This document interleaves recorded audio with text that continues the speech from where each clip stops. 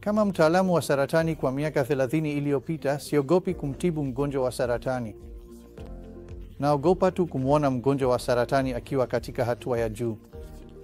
Kwa hivyo kugundua mapema ni muhimu sana, na tunahitaji kufanya uchunguzi wa kawaida kwa kila mtu baada ya umri wa miaka 35. Matibabu ya saratani siku hizi ni rahisi sana, yenye usahihi wa hali ya juu na yenye madhara machache. Mgonjwa anaweza kutibiwa bila kupoteza kiungo cha mwili.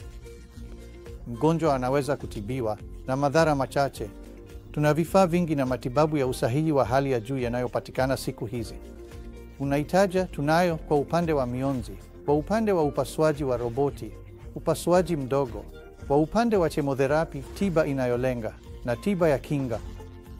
Tuna silaha nyingi za kutumia kuua saratani. Kwa hivyo siku hizi, kati ya saratani zote tunazoona, 70 hadi 80% zinapona. Kwa hivyo usiogope saratani, lakini ogopa utambuzi wa kuchelewa. Saratani inaweza kutibika sana.